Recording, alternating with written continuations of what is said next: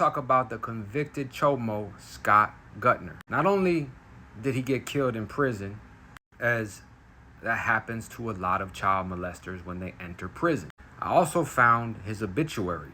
This one was very unique compared to the other ones. As always, they go after the vulnerable ones, victimize the weak that they can overpower, women, children, the elderly. Then they go to prison and they become the victims. They get killed. They get extorted. Scott Gunter from Wasco County, California, previously did only 3 years for lewd and lascivious act on a minor. Yes, 3 years. Think about that.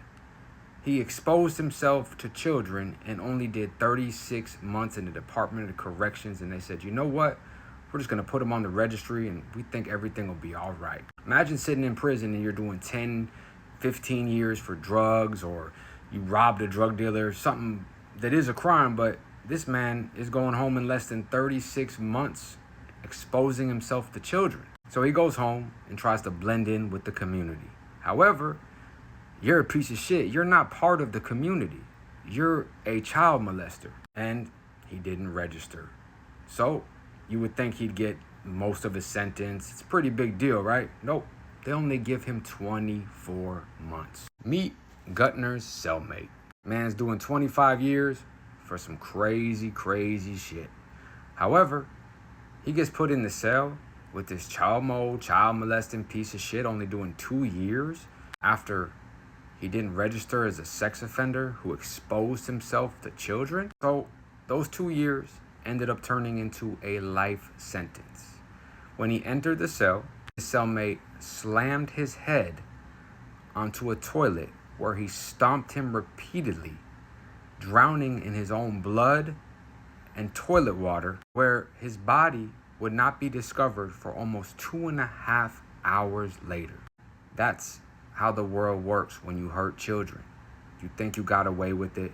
You think you're just gonna come out and not register for the freak you are and go around committing more crime. It was the time that you really didn't commit a real crime, you didn't hurt anybody, you just didn't register, was when you got killed. You reap what you sow. Leave our kids alone.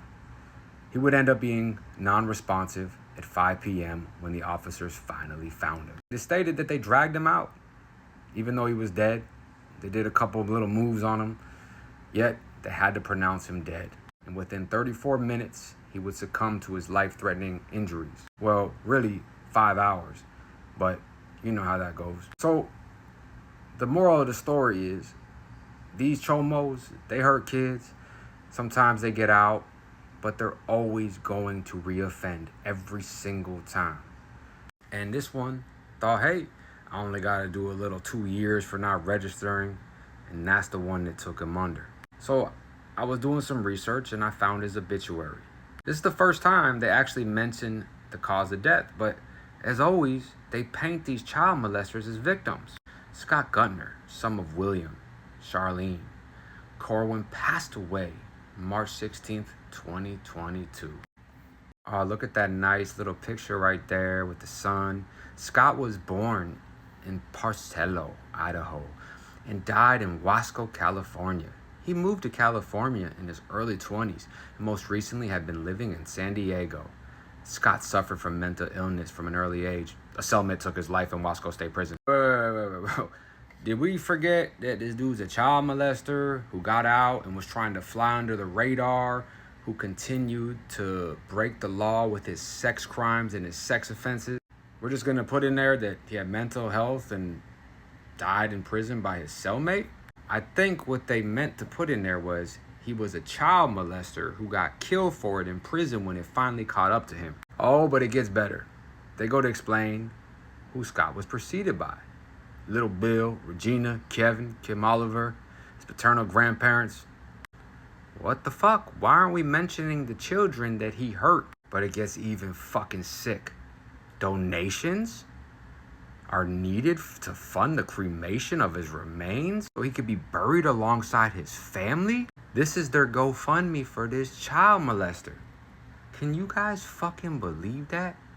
They got the nerve to write an entire article about how he died at the hands of a cellmate, his family loved him, and to send money so he could happily die in peace with his family. What about the children? Why don't we have a GoFundMe for them? That's right. That never happened or something? What's going on? What it should say is this piece of shit is a child molester. He went to prison, got off easy, thought he can continue to get off easy. He ended up going back to prison for something minor, not registering as a child molester or a sex offender. In there, he was beaten to death in a toilet. And we're now trying to profit off his death. So we started a GoFundMe. We won't mention the victims because he's really the victim for getting beat to death by a cellmate. And he wasn't a child molester. He just had something wrong with his brain. That's the fucked up shit I've seen in a long time. Who the fuck do these people think they are? Then you know why these sick motherfuckers do what they do and get away with it so long. Because their families help them, hide them, support them. I don't know if you're gonna get buried in that little house on the prairie. But at the end of the day, all serious to this man is a child molester. Exposed himself to multiple children, got off easy, and thought he'd get out and hide under the radar and most likely offend again. Went to prison 24 months this time. Got beat to death in a toilet. And the families asked for him to have a proper burial. Did the children get any GoFundMe? How come it doesn't say anything about that? These greedy, demonic, evil motherfuckers always want to be the victims, always want to make excuses instead of saying, my son was a piece of shit and he got killed for it. However, they just need to leave our children alone. The system don't give a fuck. This guy should have been put away forever and a day.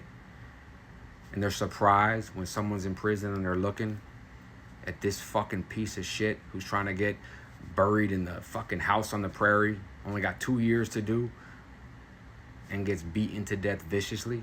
In comes this little musket rat, fresh out the sewers, talking about he only has 24 months to do. And he previously did less than 3 years for actually exposing himself to children. And you're not gonna make it home this time because too much people have been fucked by the system. Their family has been fucked over by DCF or somebody. 1 in 4 has been through some type of nasty shit through the system involving these sex predators. So you get the right one at the right time and you're not going home. 24 months turn into a life sentence. And your family's on there talking about, can we borrow $1 or $2 to get him a nice burial? That's the sickest shit I ever seen. Why don't you get some money for those kids that he exposed himself to that are gonna need some type of real mental health treatment for the rest of their life? That's the way it goes on the inside. Stay out, stay free, us.